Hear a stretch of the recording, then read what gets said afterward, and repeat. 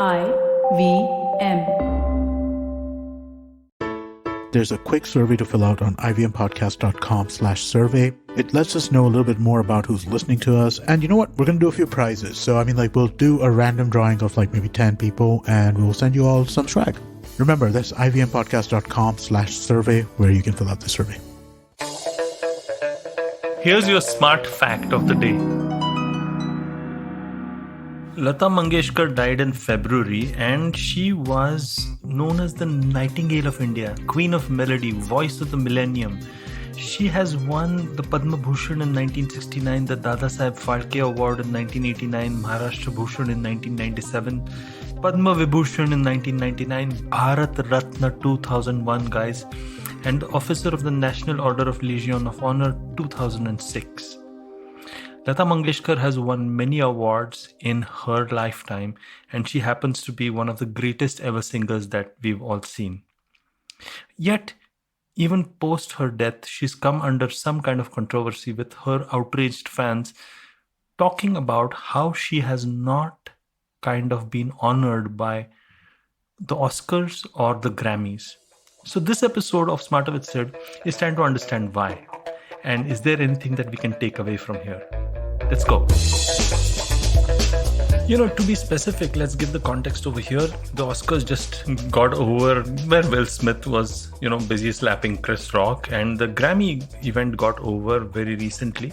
And yet in both of these events, there is a typical kind of moving tribute to people who have passed on into the ages, some great artists across generations, who have given their service. Maybe they've won prestigious awards or they've, won Oscars or Grammys themselves. And there's a nice film that is filmed, and this event is telecast all over the world, and it has a lot of fans, obviously.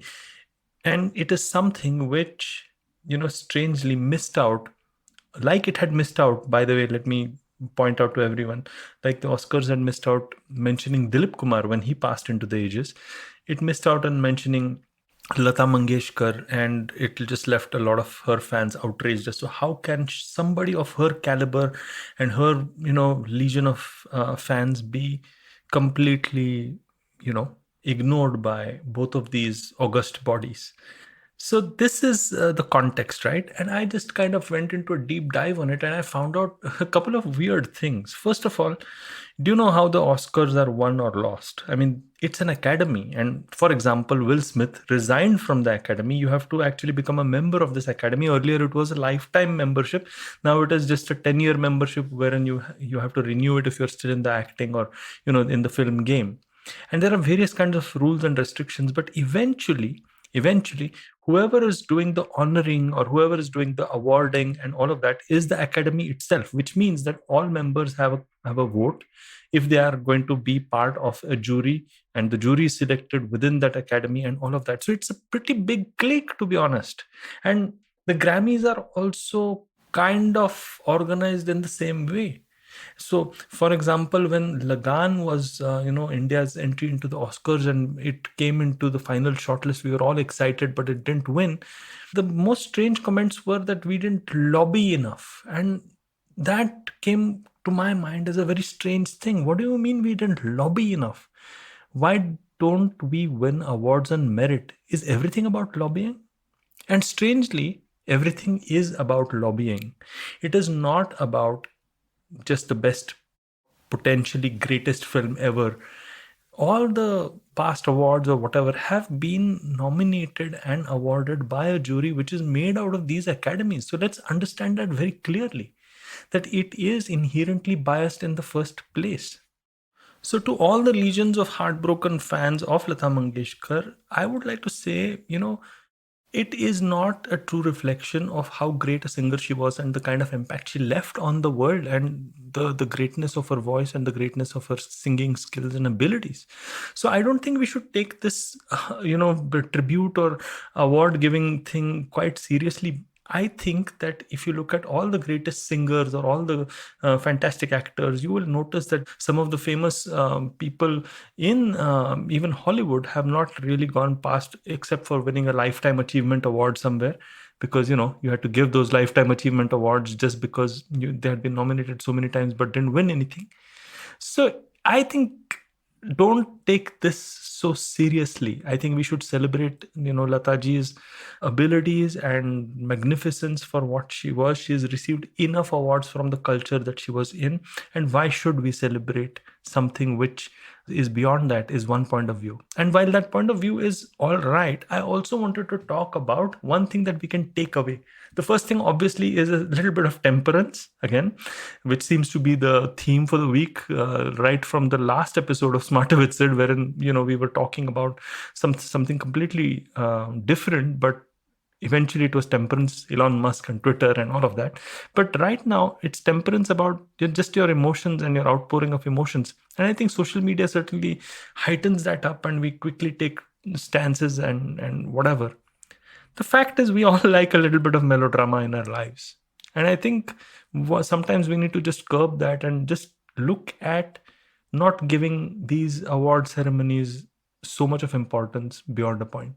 But now let me take the opposite perspective. If you do want to take these award ceremonies seriously, let's understand why artists from India are not recognized. I mean, let's ask ourselves a very strange question. How many people from, let's say, a country like Chile or New Zealand have we actually honored within our country? Yeah, we haven't, not because they aren't good, not because India doesn't respect them, but they actually make no impact on our culture. And it's a very strange thing. I mean, I took one country from South America and the other country from Australia, and that continent. And obviously, they're far flung and they don't really have too much of an impact on us.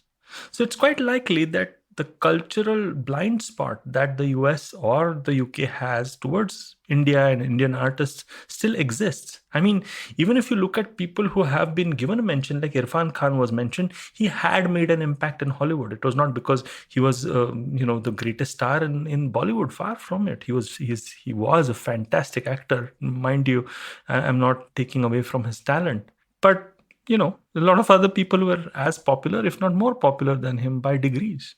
So we are looking at people who have managed to penetrate that culture and make an impact. So that's point number one. Point number two is, if you got a lobby and win awards or win recognition or win even an honorary statement, like, in memoriam or something like that, you need to be part of that academy, that clique, and you need to be part of that whole polling system. You need to work the system. And haven't we seen it? I mean, even if you look at the smallest of Rotary clubs or Lion clubs or whatever it is, there is always a lobbying system. So there is no point. If you're part of that system, you need to understand the lobbying, you need to understand the networking that's involved, you need to understand and play the system. You cannot be in the system and criticize the system, and as an outsider, you're not going to make an impact on the system.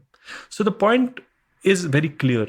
Either be absolutely, you have a don't care attitude towards the whole thing. Her magnificence as an artist remains undiminished. Or the second thing is, learn from it and understand that if you got to win something, if you're going to, you got to penetrate the system first. Be in the system and then destroy it. Be in the system and then change it, I suppose. You can't be out of the system and just, make a hoo-ha on social media. I don't think that helps anybody. Well, that's my view. I would love to know what you think. I know it's an emotional thing for most of us, but why? Why should it be? Why should it be? She's magnificent as she is, and she remains very much our Nightingale, isn't it? So on that note, I'd love to say that if you like this episode, do like and subscribe to this podcast, and just check out all the other stuff IVM's got out for you. Some fantastic stuff they've got out for you. And if you like me, I'm the Traveling Professor. Do connect with me on LinkedIn and follow me on Instagram. Until next time then. Until next time.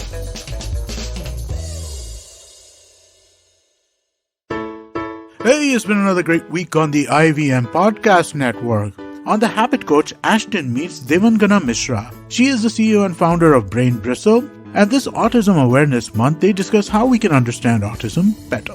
The Simplified hosts ponder over how form dictates content, whether it's going from CDs to streaming or blogs to Twitter. On Voices for Water, Karthik talks to Dr. Veena Srinivasan. She is the lead of the Center for Social and Environmental Innovation. They deep dive into the importance of investing in water waste treatment.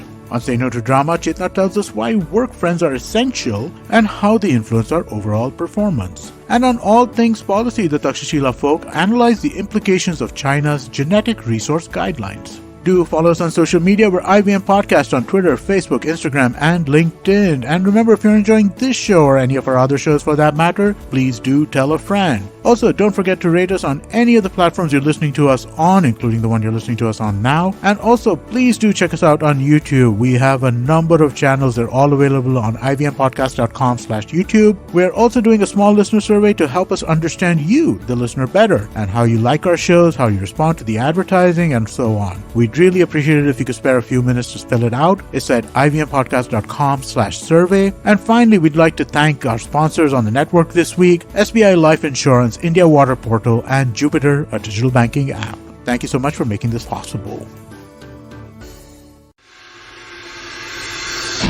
If you're a cricket fan, check out Edges and Sledges, India's favorite cricket podcast. The podcast focuses on Indian cricket, the IPL, and has a ton of banter both on and off the field. We talk about the week's biggest cricket stories with current and ex-international cricketers, coaches, or sometimes just between us. And it's hosted by me, DJ. Me, Varun. And me, Ashwin. New episodes release every week. You can catch us on the IVM Podcast's website, app, or wherever you get your podcasts from. Check out the Edges and Sledges Cricket Podcast.